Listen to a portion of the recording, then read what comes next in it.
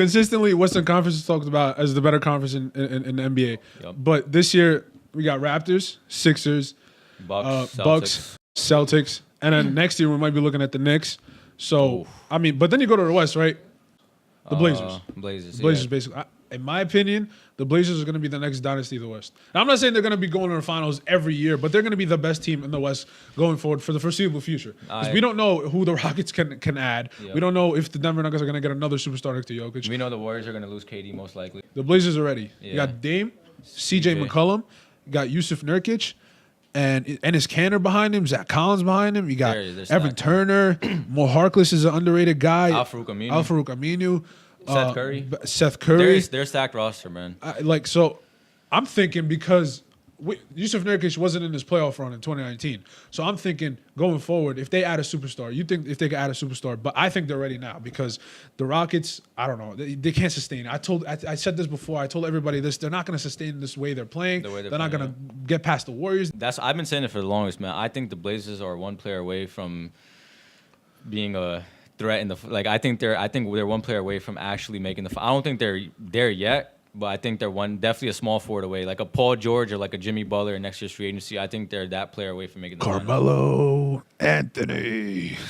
No, man. No, I mean he fits, right? He fits. I think he fits. If you put Carmelo on the Portland TrailBlazers team, he fits into that. Now they're one of those teams that are cohesive. Like I always talk about. That's my favorite thing about teams is when they play as a team. It's not just a guy who tries to carry them to the promised land like the Rockets.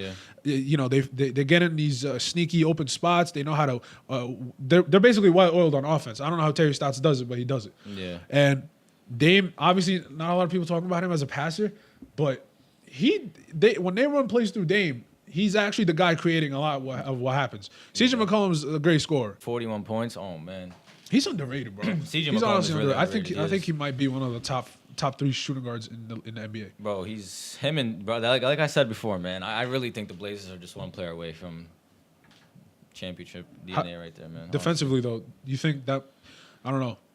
Enes Kanter is a liability down low. That's what I'm saying. Yusuf Nurkic isn't the greatest defender. Yeah, exactly. But Kanter is a big defensive liability. But when you ask score teams, you don't have to worry about defense.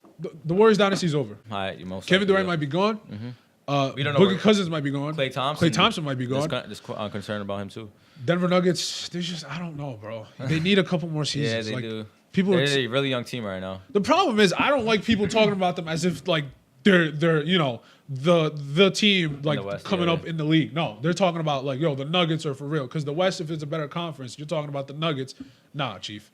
The Warriors are going to be better than the Nuggets going forward. I'm just trying to say that. Mm-hmm. Let me say that real quick.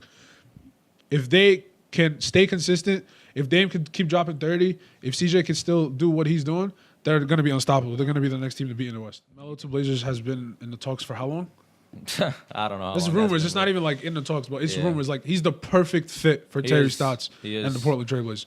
Do you think Melo's coming back to the league, bro? No, 100%. Next year, Melo's definitely going to be on an NBA team. He's better than a lot of these players on NBA rosters right now. It's a shame he's not in the league, honestly. But Max Kellerman. You think Carmelo Anthony should go play in China? He's bugging. Bro, come on. Carmelo Anthony is an NBA player, bro. How many scrubs do you think? Gilbert Arenas got me tight.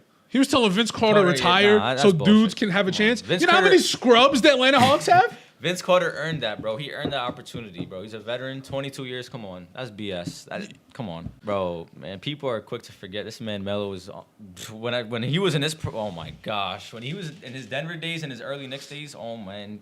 And it's not going to be a situation like the Rockets because the Rockets don't know how to move off the ball. I mean, it's literally how it is. It's literally Harden dribbles it out. Somehow, some way, Austin Rivers or PJ Tucker gets open, and then they make a three. and the Blazers, everybody's always moving. The offense is always, the ball is always moving. It's a way better offensive system for Carmelo Anthony.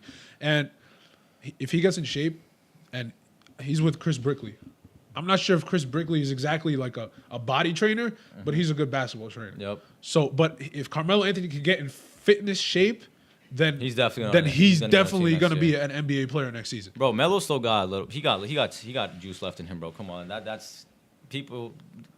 They blame him, bro. I honestly think teams didn't pick him up for that reason. I honestly just think that he's mentally not in it. When you go through the summer, like he did before, and he was so confident and all that, Yeah. then it's a different story. Because he's definitely going to be on a training camp roster. He's definitely going to be on a preseason roster. It's just a matter of whether the team that signs him trusted him long-term season. And I trusted him long-term season because I think after all this, I feel like he can mentally, you know, be like, okay, this is the role I'm supposed to play. Then I'll play this role, and I could be a great spot up shooter. I could be a great scorer off the block if a team like the Blazers decides to pick me up. I mean, he's what? He's a power forward, small forward. Small. He can run the 3 or 4. It doesn't really, it's not a big deal. Basically. Nah, but yeah, honestly, man, Melo deserves too much blame for like what he did in OKC, Houston. Like, come on, man. OKC, same first round elimination. What did they do so different without Melo?